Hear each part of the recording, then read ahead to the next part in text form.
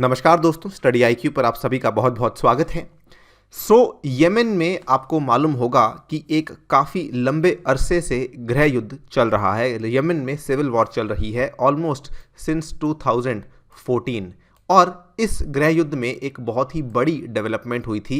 Just दिसंबर के आखिरी हफ्ते की बात है और माना जा रहा था कि शायद इस बड़ी डेवलपमेंट के बाद यमन का जो सिविल वॉर है शायद वो एक पर्टिकुलर दिशा में जा सकती है और इसका रेजोल्यूशन हो सकता है। लेकिन जैसे ही ये पर्टिकुलर डेवलपमेंट हुई थी, जस्ट अब दिसंबर के आखिरी दिनों की बात है, यमन के एक हवाई अड्डे के ऊपर एक काफ़ी बड़ा अटैक हुआ जिसमें कि कम से कम 25 लोग मारे गए हैं और 100 से भी अधिक लोग यहाँ पे घायल हुए हैं। सबसे पहले तो हमें समझना होगा कि यमन में जो गृह युद्ध चल रहा है उसका एक ब्रीफ ओवरव्यू लेना बहुत ही इंपॉर्टेंट है। थोड़ा कॉम्प्लेक्स है लेकिन हमने उसको काफ़ी सिंप्लीफाई करने की कोशिश की है। उसके बारे में बात करेंगे। उसके बाद बात करेंगे कि ये जो अटैक हुआ है एयरपोर्ट के ऊपर, इसको लेके यमनी अथॉरिटीज़ का क्या मानना है, क्या मान रहे हैं कि कौन इस अटैक के पीछे हो सकता है एंड क्या किसी इंसान ने या क्या किसी ऑर्गेनाइजेशन ने अभी तक इस अटैक के लिए किसी भी तरह का क्लेम लिया है या नहीं लिया है। ऑल्सो अंत में बात करेंगे कि इंडियन गवर्नमेंट का इस पर्टिकुलर अटैक के ऊपर क्या स्टैंड है। चलिए स्टार्ट करते हैं मेरे साथ। मेरा नाम है अनिरुद्ध। यदि आप लोग इस लेक्चर की पीडीएफ को डाउनलोड करना चाहते हैं तो मेरे टेलीग्राम चैनल से कर सकते हैं जिसका नाम है अनिरुद्ध सर। इसके अलावा अपनी क्वेरीज आप मुझसे इंस्टाग्राम पे पूछ सकते हैं। स्टडी आईक्यू ऐप को डाउनलोड कर सकते हैं from the Google play store और ऐप पे फिलहाल चल रही है नए साल की सेल, जिसके चलते आपको काफ़ी अच्छे डिस्काउंट्स अवेलेबल करवाए जा रहे हैं। यदि आप यूपीएससी की तैयारी कर रहे हैं तो इस कोर्स को ज़रूर बाय कीजिएगा जिसमें हमने पिछले 10 साल के पेपर्स को डिस्कस किया हुआ है। राइट। इस चीज़ को थोड़ा ध्यान से समझिएगा। यमन में जो आपका गृह युद्ध चल रहा है ये लगभग सन 2014 से चल रहा है, ठीक है। और 14 में ये असल में उतना ज़्यादा संगीन नहीं था। ये 2015 में ये वाला जो युद्ध था ये काफ़ी ज़्यादा गंभीर बन जाता है जब इसमें नई पार्टीज़ एंटर कर जाती हैं। जो भी डेवलपमेंट्स हुई उसको अगर आपको अभी तक ब्रीफ में समझना है तो ये आपके सामने जो हमने टेबल्स दिखाए हुए हैं इसके थ्रू आप इसको समझ सकते हैं। देखिए, मेन बेलिजरेंट्स यानी कि मेन पार्टीज आज की डेट में कौन है। कुल मिला के पार्टीज 3 पार्टीज हैं। एक आपका सुप्रीम पॉलिटिकल काउंसिल है, दूसरा आपका यमन का कैबिनेट है और तीसरा आपके कुछ सेपरेटिस्ट फोर्सेज हैं जिनको आप यहाँ पे देख सकते हैं। जो ये वाला आपका साइड में बना हुआ है इसको आप टाइम बीइंग के लिए इग्नोर कर सकते हैं। अब यहाँ पे क्या हुआ है कि जो आपका जो सुप्रीम पॉलिटिकल काउंसिल है इसमें जो मेन इंपॉर्टेंट लोग हैं वो हैं हुथीज, जिनको कि क्रांतिकारी भी कहा जाता है, हुथीज रेबल के नाम से भी जाना जाता है।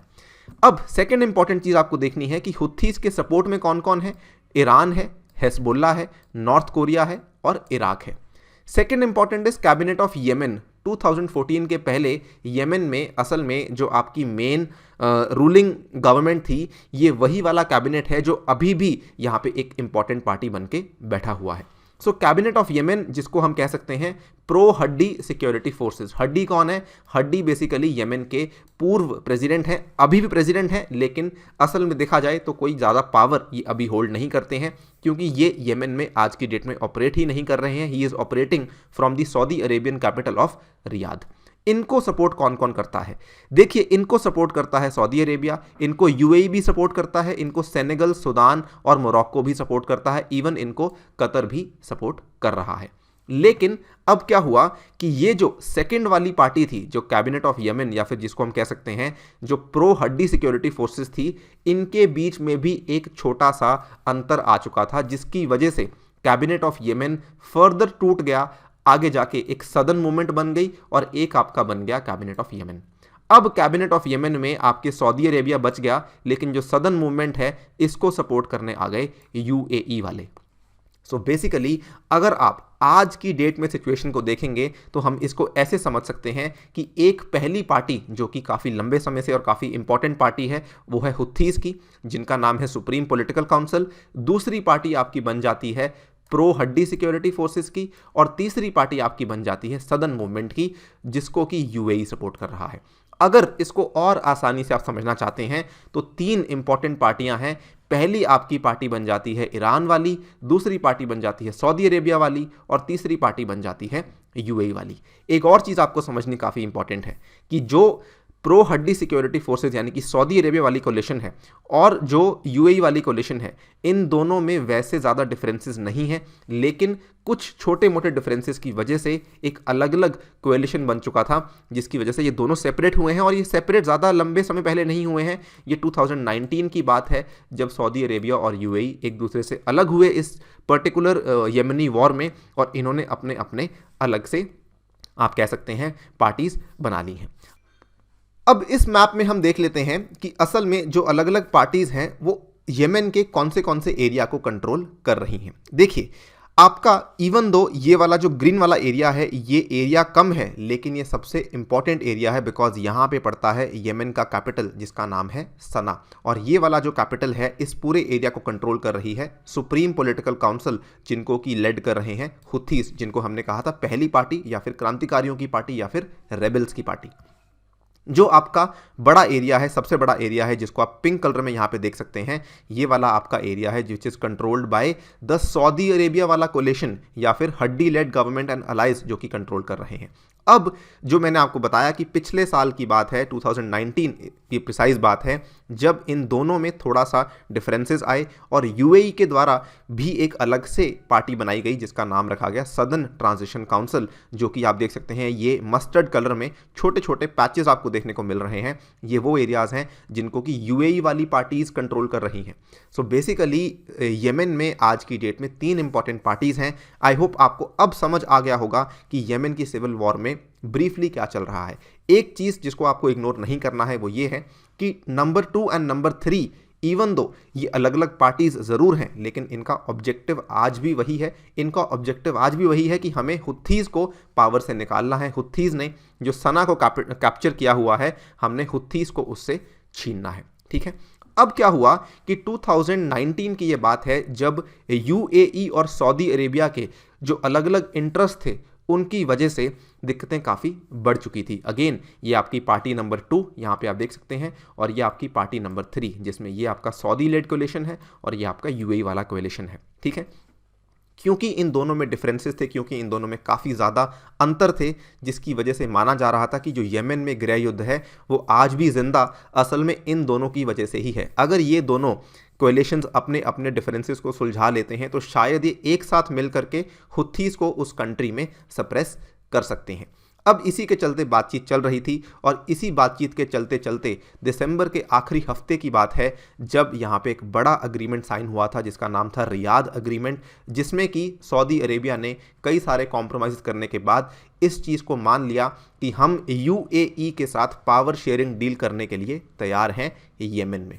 ठीक है, और ये चीज़ जब हुई उसके इमीडिएटली ये भी डिसाइड किया गया था कि न्यू कैबिनेट फॉर्म होगा, और ये वाला जो न्यू कैबिनेट है, ये न्यू कैबिनेट यदि फॉर्म हो जाता है, इस केस में जो यूएई और सऊदी अरेबिया के बीच में जो डिफरेंसेस हैं, ये देखिए, the newly formed cabinet was seen as a major step towards closing a dangerous rift between the government of embattled Yemeni president and southern separatist who were backed by the UAE government.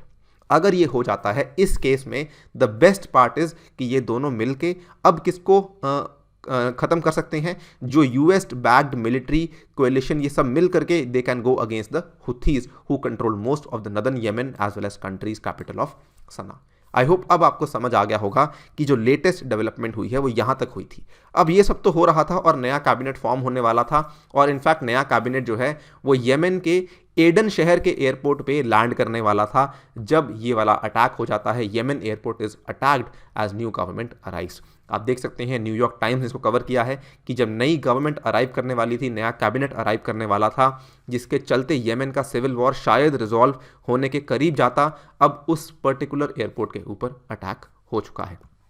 इसमें आप ये भी देख सकते हैं कितने लोग इसमें मारे गए हैं। ये न्यूज़ परसों की है, परसों शाम को ये हुआ था, और इसमें आपको बता दूं कि कम से कम माना जा रहा है 20 से 22 लोग मारे गए हैं। इनफैक्ट कुछ फिगर्स 25 भी कह रही हैं, और जो वुंडेड के नंबर्स हैं, वुंडेड के आंकड़े हैं, वो काफ़ी ज़्यादा हैं। They are increasing as we are speaking. कई सारे एनजीओज यहाँ पे काम कर रही हैं जो बता रही हैं कि वुंडेड काफ़ी लोग बढ़ रहे हैं।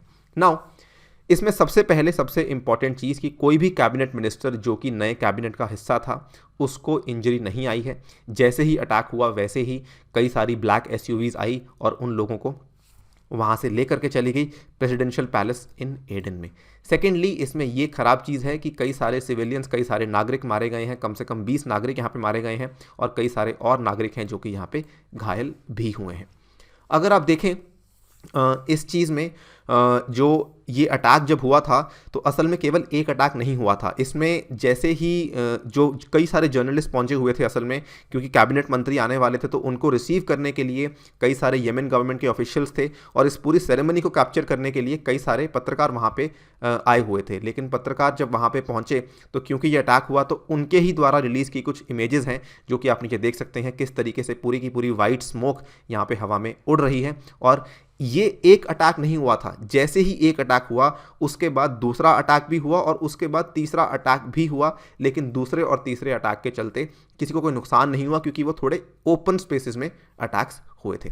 खैर, यहाँ पर क्या किसी ने इस अटैक को क्लेम किया है? देखिए, जैसे ही ब्लास्ट हुआ था उसके बाद किसी ने भी रिस्पॉन्सिबिलिटी नहीं ली थी, लेकिन ऑब्वियसली येमेन के द्वारा, येमेन के पीएम के द्वारा, येमेन के मिनिस्टर्स के द्वारा इस अटैक को लेकर काफ़ी सारी बातें कही गई हैं।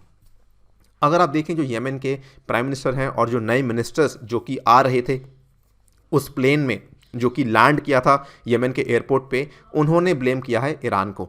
आप यहाँ पे देख सकते हैं members of the new government blamed the Houthis. Houthis किसको बैक कौन कर रहा है? हुथीस को बैक कर रहे हैं ईरान और हिजबुल्लाह। तो उन्होंने डायरेक्टली ब्लेम किया है ईरान को। इनफैक्ट जो गवर्नमेंट के नए विदेश मंत्री हैं अहमद बिन मुबारक, उन्होंने भी यहाँ पे ये कहा है कि ये पूरा का पूरा जो टारगेटिंग हुआ है ये क्रिमिनल एक्ट है और ये कंप्लीटली परपेट्रेट किया गया है बाय द हुथीस। ऑल्सो यहाँ पे जो येमेन के पीएम हैं मईन अब्दुल मलिक सईद, उन्होंने भी ये कहा है the hand of terror will not stop us from performing our task. So all in all जो येमेन के नई सरकार है जिनको कि सऊदी अरेबिया बैक कर रही है, उन्होंने डायरेक्टली ब्लेम किया है ईरान को यहाँ पर। अगर बात करें कि क्या हुथीज़ ने इसको लेके कुछ कहा है, तो हुथी के एक ऑफिशियल हैं मोहम्मद अल बुखैती, उन्होंने कहा है कि जी नहीं, हमारा इसके साथ कोई लेना देना नहीं है, बल्कि उन्होंने इस अटैक को ये कहा है कि ये वाला अटैक सऊदी अरेबिया नहीं करवाया है यहाँ पे चीज़ों को डिस्ट्रैक्ट करने के लिए। सो ये लेटेस्ट डेवलपमेंट है, लेटेस्ट सिचुएशन है जो कि हुई है इन येमेन। अगर बात करें कि what is India saying on this particular attack, तो इंडिया ने इस अटैक की काफ़ी आलोचना की है और ये भी कहा है कि किसी भी कंट्री के कैबिनेट मिनिस्टर्स के ऊपर इस तरह का अटैक होना बिल्कुल भी सही नहीं है। प्रिसाइज स्टेटमेंट जो कि हमारे स्पोक्स पर्सन अनुराग श्रीवास्तव जी के द्वारा दिया गया है, उन्होंने कहा है India strongly condemns the attack at Aden airport yesterday which was upon the arrival of cabinet members of the recently formed government and we express our condolences also। साथ में उन्होंने ये भी कहा है और ये काफ़ी इंपॉर्टेंट है कि we wish the early recovery of those injured, the killing of innocent civilians is unacceptable, we hope that the recent efforts for achieving peace and stability in Yemen will continue for an inclusive and negotiated settlement। So India भी इसी चीज़ की आशा कर रहा है कि जो ये नई सरकार बनने वाली थी जिसके चलते सऊदी अरेबिया और यूएई के आपसी डिफरेंसेस खत्म होने वाले थे, तो इंडिया भी कहीं ना कहीं यही चाहता है कि ये पीस और स्टेबिलिटी जल्दी से आए, सो दैट यहाँ पर जो रेबेल्स ने टेक ओवर किया हुआ है येमेन को, उसको हम कहीं ना कहीं सप्रेस कर सकें। So this is what has happened in Yemen. I hope आपको थोड़ी बहुत अंडरस्टैंडिंग हुई होगी रिगार्डिंग द एंटायर इशू। इसी के साथ आपसे लेता हूँ विदा। Thank you for listening, stay tuned and stay safe.